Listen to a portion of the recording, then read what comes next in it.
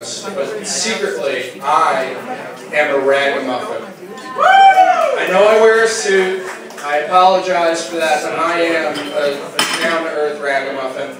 And our next speaker, I believe, is a ragamuffin as well. Danny I've known for a long, long time. He's been a very, very regimented libertarian activist. He runs Ragamuffin Radio, Truth Squad TV, and he's also a real estate investor. Danny, it is a pleasure to bring you up on the stage and teach us the ways of the ragamuffin. All right, thank you. That was a great intro. I got my props up here. So I work on a lot of different projects. You guys all see that? That's a Peaceful Streets Project t-shirt. I'm going to get to that in a minute. All right, I want to give some shout-outs because we have some really fucking amazing activists and philosophers in this room. And Tony Antonello, Mike Salvi, John Bush, Antonio Bill, I mean, I can name everybody, but those guys are near and dear to my heart. They have inspired me, and I consider them brothers, so I just want to shout them out.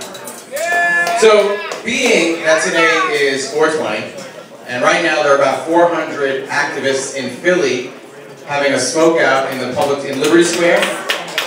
Sally, Liberty Square.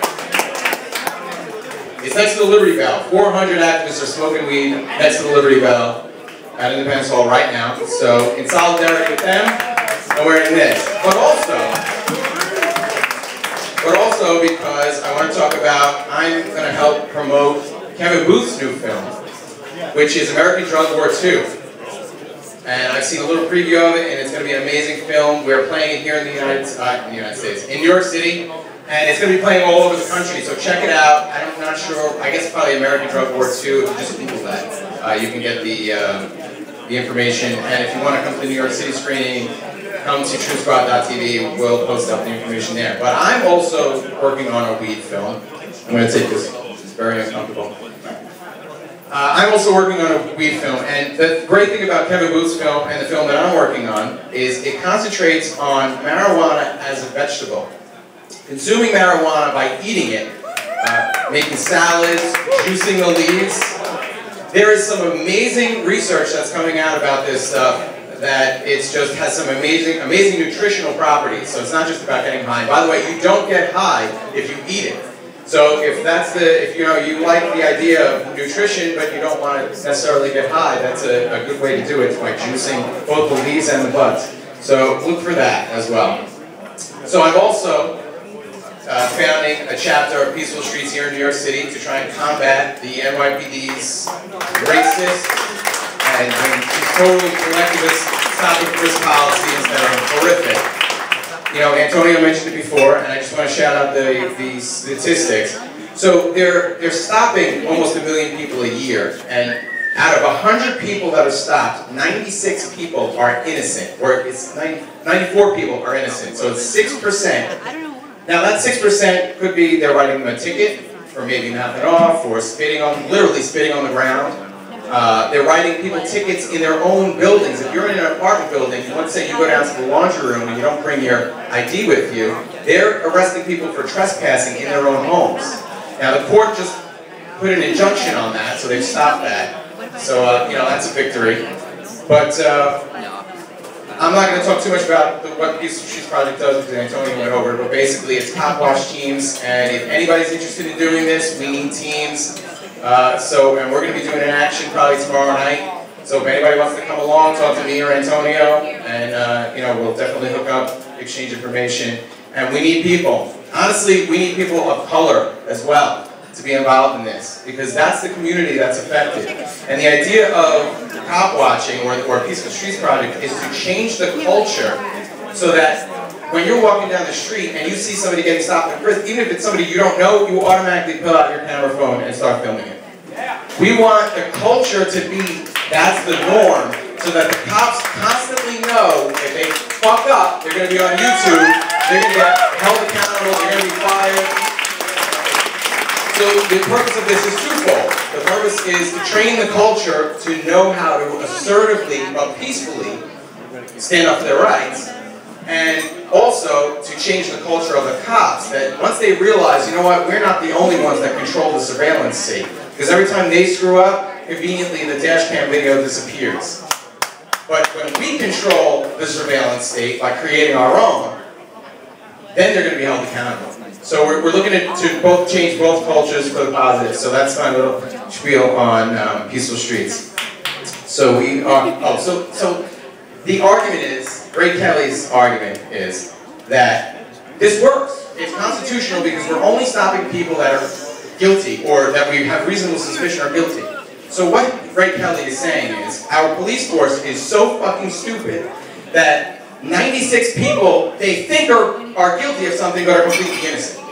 They're either too stupid to spot reasonable suspicion or probable cause, or they're just stopping anyone they feel like stopping in certain neighborhoods, which we know that that's really the case, regardless of what bullshit excuses Ray Kelly makes.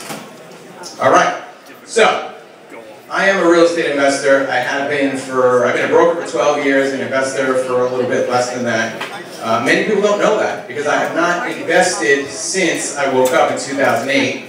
You know, partially because of the crisis. I took a big hit in the 2008 crisis, which was part of the reason that led to my waking up and joining this movement. But I was a pretty successful investor before that. So, and I've also been a stay-at-home dad for the last couple of years, and it's getting to the point where my son's getting old enough now, thank you, that I need to start working again. So I was thinking about what should I do. I put together my resume. I was thinking, all right, I'll get a job in property management or something, because I've kind of had like this crisis of conscience. I participated in that collapse.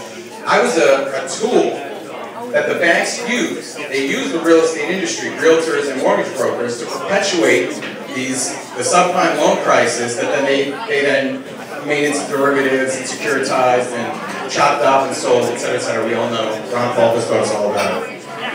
So I participated in that. So I was like, I don't feel good about getting back into this business that I kind of feel like maybe based on a scam. Then I started thinking, well look, I have so much experience in this and I was very successful at it, making money. So why not use the system against itself? So kind of like a vampire, I want to drain value out of the statist economy and reinvest it into the agorist economy, into alternative economies. So this really dovetails well into what John Bush was talking about. He was talking about all types of different markets. So what I'm looking to do is, I've not heard this term before, and you know I'm not an intellectual property guy anyway, so I've coined the phrase crowd vesting. So what I want to do, to use the Free State Project, or Lone Star Libertopia as an example, let's say the Free State Project has an operating budget of $10,000 a month. So what we would do is find a real estate investment that cash flows $10,000 a month. So a large apartment building, for instance, 150-unit building that cash flows at $10,000 a month. We crowdfund the down payment on that property. So if everyone in this room invests $10,000 or $5,000 or $1,000, and you'd be paid a dividend or interest on that. Basically, you'd be loaning the Free State Project whatever that amount is, and you get an interest rate. So now you're making money. The Free State Project takes that money, puts it out as down payment on a 150-unit building. They take the income from that building, and they use that as their operating cost to continue the Free State Project, or Peaceful Streets, or whatever other instance, or whatever other business you have. You may have a new business idea. So the plan is to create a system that is creating value, transfer it into alternative currencies, Bitcoin, because we don't want to keep using the blood money. We want to take that value out of that system and put it into Bitcoin, silver, gold, whatever it is, right?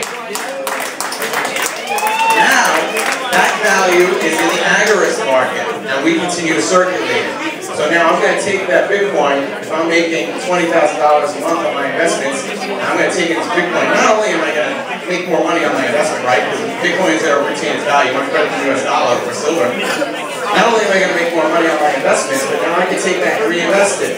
So if this gentleman wants to open, you have any business interests, and if you could open a business, what would it be?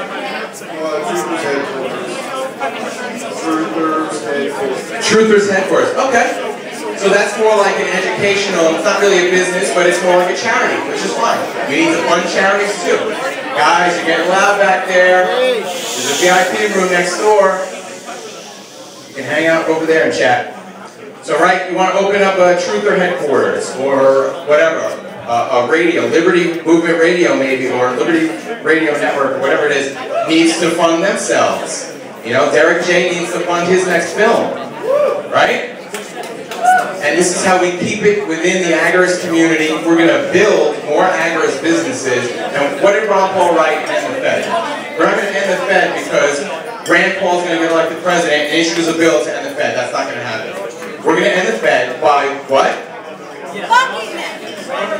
Making it irrelevant by stopping using their product. Their product, and it is a product, is the US dollar.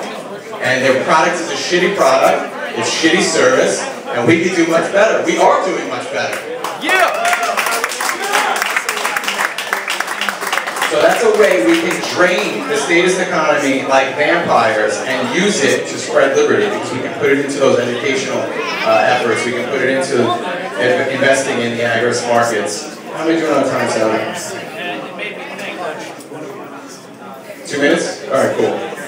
So that's basically what I have to say. Does anybody has any questions about that? I'd be happy to take some questions. Basically what we're planning to do is creative real estate deals. You've all heard about low down payment, no money down. It's not quite no money down. That's kind of a gimmicky marketing phrase, but the way we do it is with the crowd vesting. And this is a way for people to invest in real estate. It's almost like investing in a real estate fund, but your money is backed by real estate. And it's a way that people with very little money can get into it. And Derek J, you have a question? How soon can it start happening tomorrow? If you guys go home, wherever you're from, to your markets, and you find a deal, what we're looking for is people that are motivated to sell their properties, right? So if you go home and you find a property with a seller who's got to get out of it for whatever reason, or maybe not even that they have to get out of it. Maybe it's an older couple that owns it outright, and maybe they need income because Social Security isn't paying them enough. So maybe we can do a seller financing deal where we can offer them an income every month. We're going to pay them interest on them loaning us the money that's locked up in their property, and we take over management of that property, and we get the profit margin, and then sink that into agriculture. So I then start identifying properties and call me. Anybody else? A couple of projects that I want to do, I'll use my last minute for that. A couple of projects that I want to do is, on Staten Island, we were hit pretty hard by Sandy certain areas, and recently, a lot of these people are getting government bailouts. They're getting 105% of their pre-storm value, the government's paying them for their houses. Well, then somebody decided, well, we need to put in a homeless shelter because we've had so many poor people that were forced out of their homes. By the way, unreported, there are estimates between 200 and 300 undocumented immigrants who were killed. And the media won't talk about it because they are illegals and they lived in illegal apartments, therefore they don't exist. We can't talk about it. But, so they're talking about we need a homeless shelter. Well, this community that was bragging about the fact that, oh, the community came together, the government was so slow to respond, we came together and we helped each other. They're saying we don't want a homeless shelter in our neighborhood. So they start talking about all these issues, oh, drugs, prostitution, this, that, and the other thing. So I started saying, listen, that's because you're using a shitty government model of a homeless shelter.